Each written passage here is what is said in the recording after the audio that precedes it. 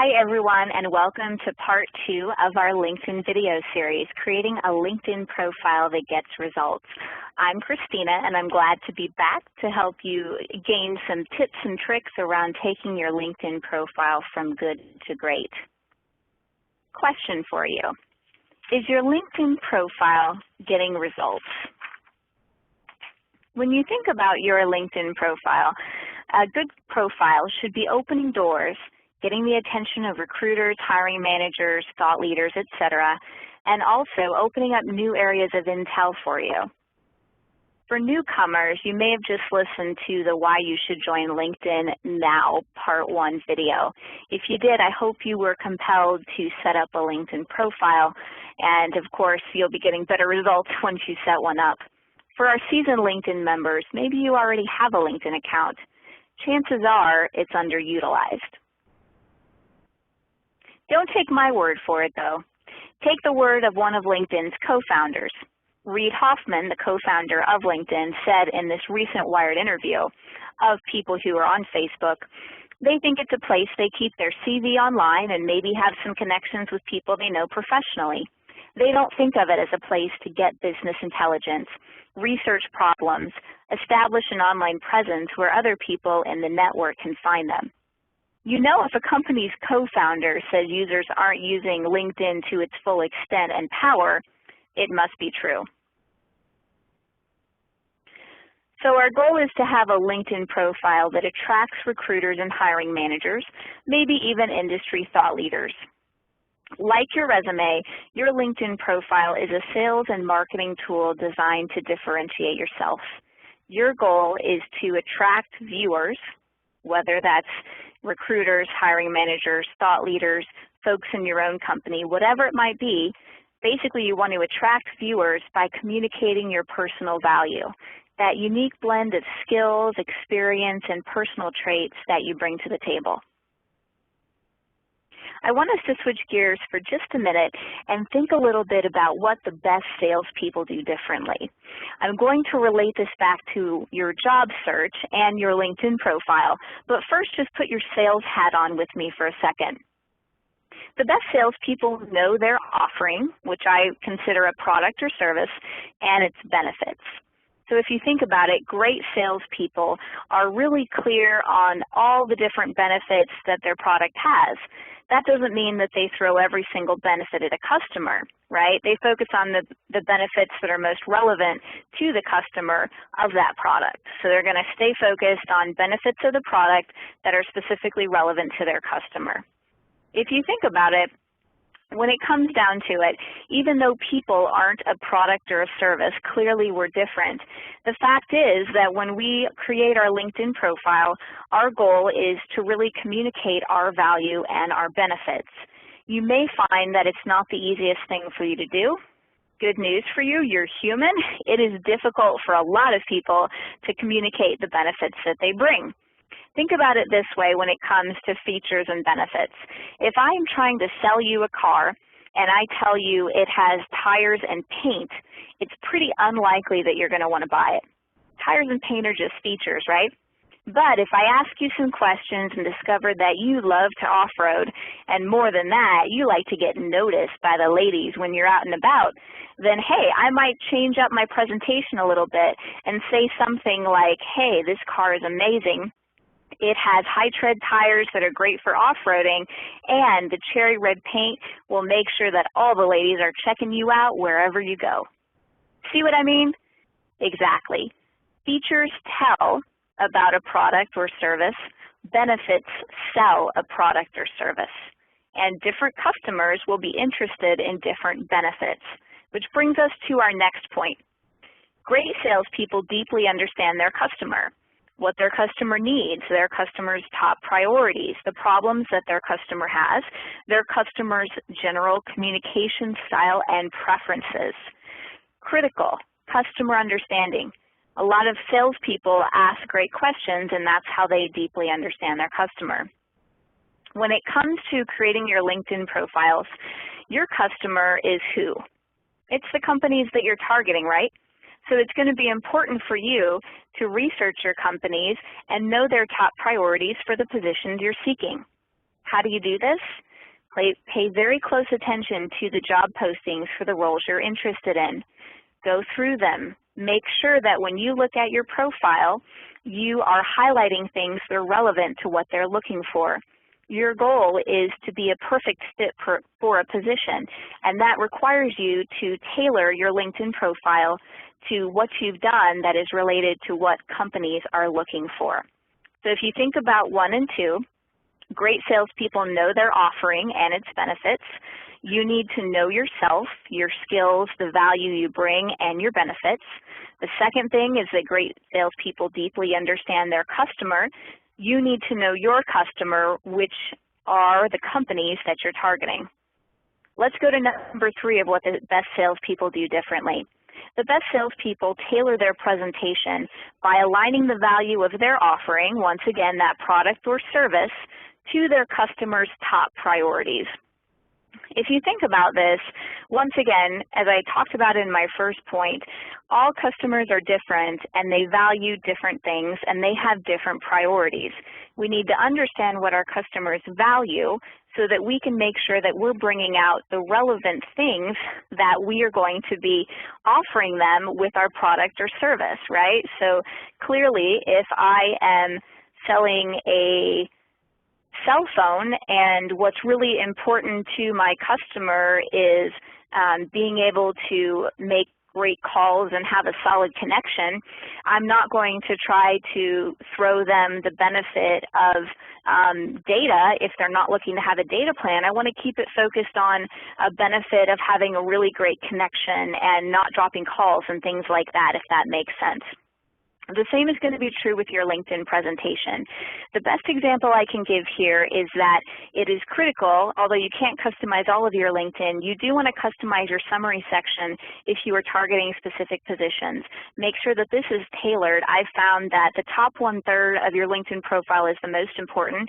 You need to make an impact, make an impression to entice whoever's reading it to keep on reading. So make sure that that summary section is customized to what the companies you're targeting are looking for and, of course, the position that you're targeting. Last but not least, demonstrate patience and persistence. Great salespeople still hear no. You may hear no in your job search as well. Guess what? That is not unusual. It's pretty typical. I want you to be realistic and recognize that depending on what you're looking for, getting a job can take time. But please, please, please don't give up. Be a great salesperson by being persistent. Try new strategies, learn from your mistakes, and most importantly, work harder. So as you can see, the world of sales and the world of job seeking, marketing, and selling yourself have a lot in common. I want to give you a couple of tips about your personal value before we dig into creating a LinkedIn profile, because I've found a lot of people I've worked with aren't the best at communicating their personal value. When you think about the value that you have and the benefits that you offer, it's helpful to think about it in relation to your manager, your team, your company, and your customers. Because in essence, you will be working with all of these people at some point in time, unless, of course, you have a role that isn't customer-facing. So I'd like you to reflect and spend some time before you start your profile thinking about your strengths, your work style, areas where you're a subject matter expert, industry involvement, community involvement, and things of that nature. One exercise that I'd like you to complete before you start to create your summary is to do a 360. I would actually encourage you to ask yourself and others these questions. How would your managers and coworkers describe your strengths? How do your strengths help your manager, team, company, or customers? On what work issues are you the go-to guy or girl? What areas are you an expert in? What unique blend of skills and experience do you offer employers? Capture all of this information and then tailor all of these things to your audience. So in other words, you may have a page of information, but think about the roles that you're going for and the things that are most needed in those roles, and focus on that relevant experience, value, benefit that you would bring an employer. Does that make sense? I'm really hopeful that you'll be able to get a better sense of communicating your personal value, not just for your LinkedIn profile, but also for interviewing. Because what you're going to find is when people ask you the question, why should I hire you? What sets you apart from other candidates? Or what differentiates you from the pack? You're going to have a great answer to give them based on what you've done through this exercise. Let's talk a little bit about how to create a LinkedIn account and build your LinkedIn profile. When you build your LinkedIn profile, think about how you can tell your story in a way that attracts others. For the purpose of our presentation, I'm going to walk you through how to create a solid LinkedIn profile. You can approach this a couple of different ways. If you want, you can listen to this once and then go from there in terms of creating your profile. Or if you are like me and you're a little bit more of a deliberate thinker, you may want to listen to this once to get the information, and then if it's helpful, listen to it again and let it guide you through how to create or edit your LinkedIn profile so you can really improve it. Let's talk first of all about creating an account. Pretty simple. You can go to linkedin.com and click on Join Today. You'll fill out your first name, last name, and email, as well as your password. I encourage you to use an email that you check regularly because you'll want to be able to accept people who reach out to connect with you. Once your account is set up, you can choose your plan level. I think you can accomplish most of what you need to with the basic free account. That's actually what I have, and that will allow you to start creating your professional profile. Of course, if you do want to upgrade your account, that is totally up to you. The first thing you're going to want to do before you begin creating your profile is to turn off activity broadcasts, but only for now. The way you're going to do this is that you will go to Settings, click on Profile, then go to Privacy Controls, and you'll see this activity broadcast box come up. The default is to let people know when you change your profile, make recommendations, or follow companies. Of course, you don't want to have this checked at this point. Instead, you're going to leave this off and click on Save Changes so that you have the privacy of updating anything and everything that you would like. Of course, do be sure to turn it back on once you've finished creating your profile, because when you get all of those wonderful promotions and new jobs and awesome recommendations, you want people to know. If you take a look, this is actually where you will edit your profile. You go to Profile, Edit Profile, and then you have an option to change a lot of key areas. This is yours truly, me, Christina Gartelos, and you can see just a little bit about my profile here. Your goal is to have a 100% complete profile. Why? Because according to the LinkedIn stats, complete profiles are 40 times more likely to be contacted by recruiters, hiring managers, and other LinkedIn members in general. For the purposes of today's video, we are going to be using the profile of the lovely Christie Barkan. Christie is a recruiter at Vitamin T. She's fabulous. She also teaches classes on LinkedIn, and she has a wonderful profile, so I'll be highlighting some of the key components in her profile to show you what good looks like. There are just a couple things that I want to show you here on the top part of her profile. The first is you'll see that she has a professional photograph, and the second is that she has a compelling headline, recruiting great people around the U.S. to grow Vitamin T's team. When it comes to your photo, always include a photo. Once again, according to LinkedIn, that makes you 7 times more likely to get contacted for new opportunities. When deciding what photo to pick, think about your audience. Everything that we're doing as salespeople, selling our skills, experience, and all of that should be focused on the role we're going for and the audience that we're targeting. If you're targeting corporate America, you may have a picture of you in a suit and tie. If you're targeting a digital agency, your picture may be a little bit more casual, edgy, creative, quirky, whatever it might be. Just make sure that you're meeting the needs of your audience. I know we'll have a lot of creatives watching this, and I would encourage you to just say no to characters or animes. We want to keep it focused on your smiling and beautiful or handsome face. When it comes to your headline, a few friendly reminders. Tailor it to your audience. Remember, it's all about your audience and what's in it for them, focusing on what they'll want to see. Highlight your personal value. It's great to have fun headlines that talk about all the awesome things you've done. Remember, there's a fine line between confidence and cockiness. I want you to think confident, but not cocky. Keep your headline clear, compelling, and succinct. Those are the most impressive headlines and the ones that will grab attention. And think about the areas that you want to focus your headline on. You have a lot of different options. Just pick one or two. Years of experience, industries that you've either serviced or worked in, past companies that you've worked for, past or current clients if they're going to be an impressive list or a list relevant to the type of role that you're targeting, any relevant education or certification you might have, specialties, key skills or experience, and of course quantifiable accomplishments. Here are some examples of headlines that wow. I thought I'd share these with you so that you can use them as thought starters as you create your own headline. Social media marketer, lover of dogs. Front-end developer by day, web geek by night. Freelance IA UX. Entrepreneur plus marketer plus consultant. Consultant with 15+ years in professional services, Deloitte, McKinsey, Bain & Company, MBA Harvard. Building creative communities and strategic partnerships, and last but not least, sales performance consultant and coach.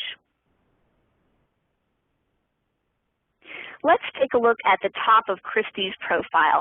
I entitled this slide Christie at a Glance because I wanted to show you a little bit about her background while at the same time making sure that I provided just a high-level overview before we dig deeper. Now, one thing, just as a friendly reminder, is that I will not be doing a demo or really walking you through the LinkedIn site during my presentation. The reason that I don't want to do this is because I want to really honor and respect the privacy of others in my network. So in this case, for instance, with Christie, I'll be blocking out some areas, but I found that using screenshots would be a lot more effective way to get my point across while still honoring privacy. So you'll see here that when it comes to a LinkedIn profile, after having the photograph and the headline and some of the general basic information at the top, you get into current employment, past employment, education, recommendation, connections, website, Twitter, and public profile. And then you'll also see below there's an opportunity to share the LinkedIn profile and or save the LinkedIn profile as a PDF and a few other things. So we're going to dig deeper, but I wanted to show you at a glance what it looks like at the top of your LinkedIn profile.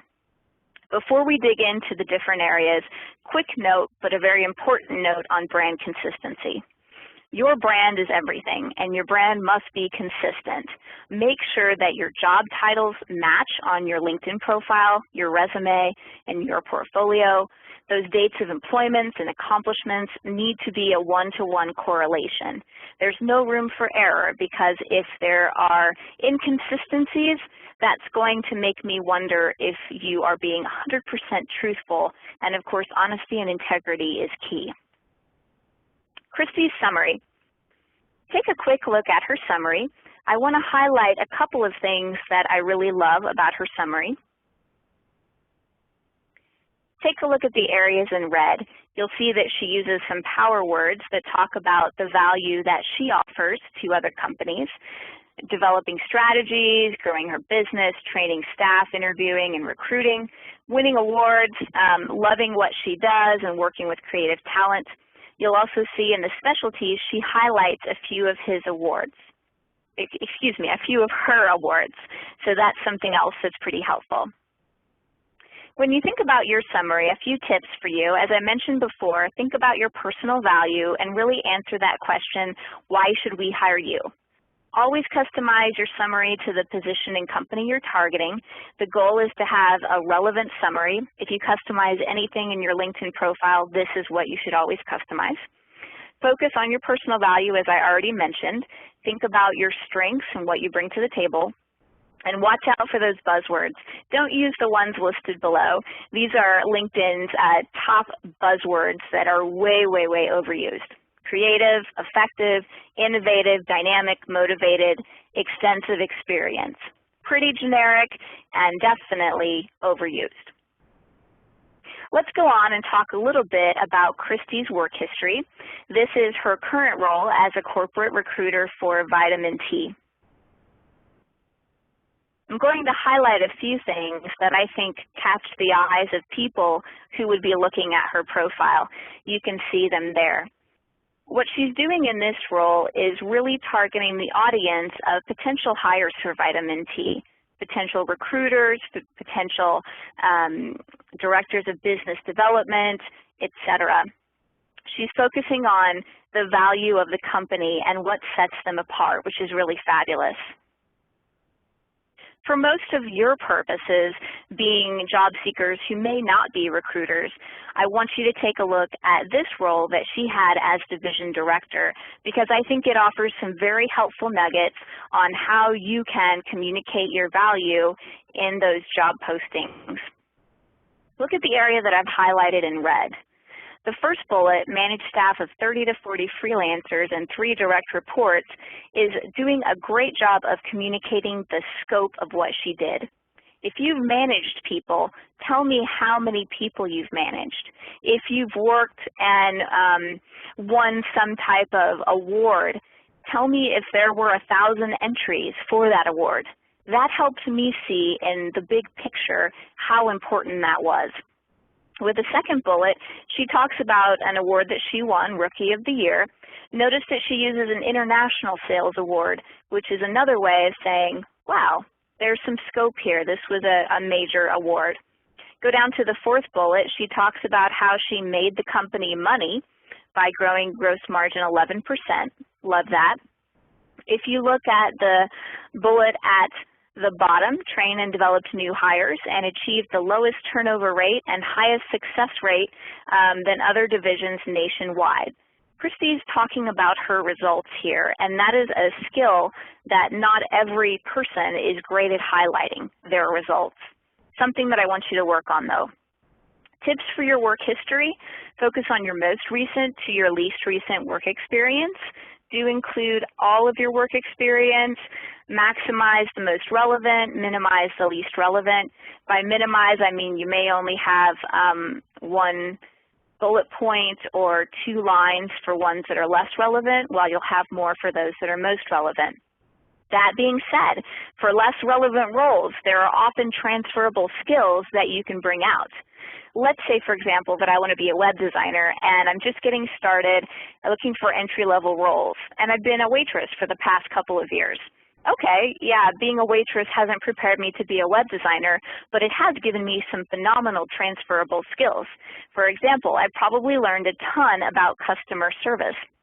Perhaps I've even gotten rave reviews from my customers on always putting their needs first. There's something that I can bring out that will be super relevant and transferable for being a web designer. I'm going to be working with clients, so I need to have superior customer service skills. Think about how you can apply transferable skills to the job you're targeting. I recommend writing your work history in first person. So in other words, saying, I did this, I did that. That's just because I think the internet is more casual than a resume or something like that. But it's totally up to you how you decide to write it and what person you choose to write it in. If possible, include at least 1 accomplishment per role. Remember, when companies are looking at your profile, and I can tell you this from personal experience doing recruiting and looking at what contractors had done as I was hiring them in a previous role, past performance is always the best indicator of future performance. So when I looked at profiles, I was looking at accomplishments. I was looking at quantifiable results. Make sure that the bullets that you use to describe your job or the lines that you use, whatever form you pick in LinkedIn, are really highlighting your quantifiable results. Once again, bring out those benefits. Don't only focus on your features because features sell, but remember, bring out those benefits because benefits will sell. Features tell, benefits sell. Also talk about the scope of what you did, as Christie demonstrated, how you made or saved the company money, and how you saved the company time. How might you save the company time? Maybe you reorganized a system that increased efficiency by 10%.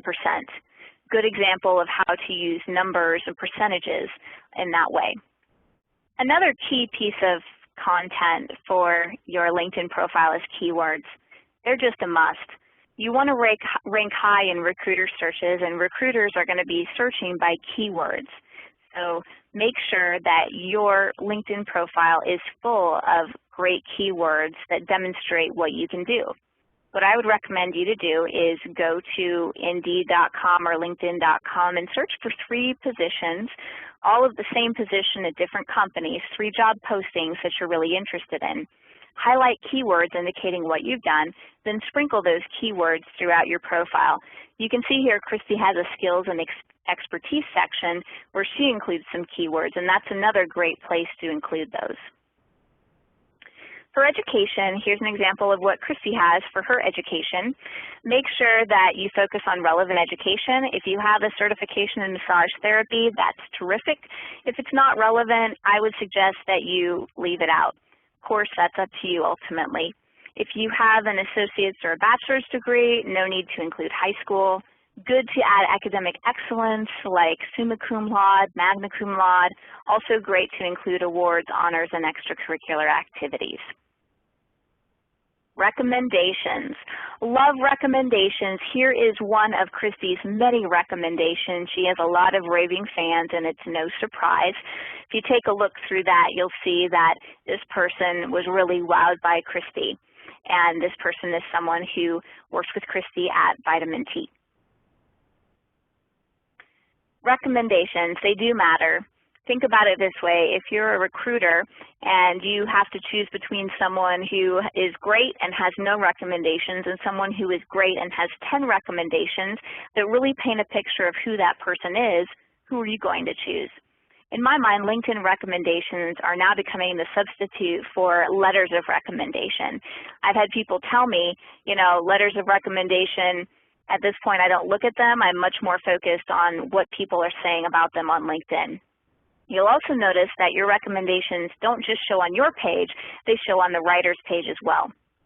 If you're curious about the right number of recommendations, it just depends on the industry you're in and the type of role that you're in.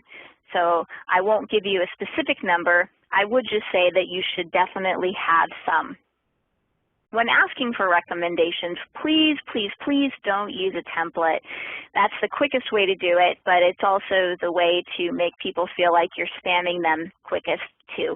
I've had people send me template recommendations, and I have not felt comfortable writing recommendations since I haven't worked with those individuals.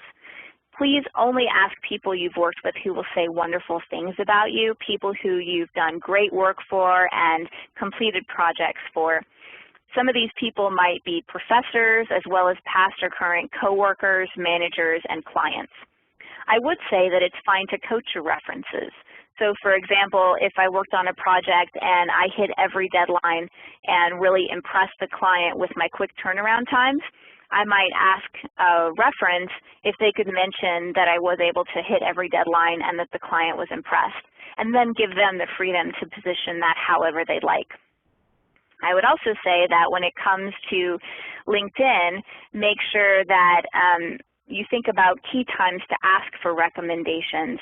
If you're coming off a project that was very successful, if you just got a rave review from someone you're working with, it's a great time to reach out and ask for a recommendation. Also, recommend other people. When you know that they do great work and they know that you do great work, that's a great thing to do. Okay, I showed you this before. This is Christie at a glance. It's the top of her profile. We're going to delve just a little bit deeper into some of the areas that we haven't yet covered around connections, your websites, Twitter, public profile, etc. When it comes to how many connections you should have, I would say it's more about quality and not quantity. I would say that there's value in getting over 50 connections, somewhere in there, because when you do that, you're going to have more second and third degree contacts. Just like Mom and Dad said, though, don't talk to strangers, don't be reaching out to randoms because your account can be blocked if you're reported. I would encourage you to personalize your invitations. It is okay if you want to send an invite to a thought leader because you're interested in following them. Just personalize it so that it doesn't feel like, once again, spam. There are tons of people that you can connect with. Current, former classmates, colleagues, and clients are good. If you have business cards and business contacts that you've worked with in the past, reach out to them. If you're going to networking events, be quick to reach out to them afterwards, follow up from their business card, and add them to LinkedIn. Just a few quick notes on websites. You're able to add up to 3 websites on your profile. I would suggest adding your blog, your portfolio, and any other web pages that you own. You can also add your Twitter if you have it. Instead of just putting www.yourlink, I would encourage you to name your links as Christie did. Just to go back quickly, you can see that she named it Vitamin T and then also had another one that she named. I think that that's a little bit more personal and easy for recruiters and others to understand. You also want to customize your URL, and you'll see here that I've switched gears a bit and put up my LinkedIn profile so that you can see what that public profile looks like. In order to customize your profile, when you're editing your profile, you're going to go down to that public profile, click on Edit, and then you'll be taken to a page similar to this. Now from here, you're going to see at the bottom that you need to click on the Customize Your Public Profile URL. And when you do that, it will take you to this page.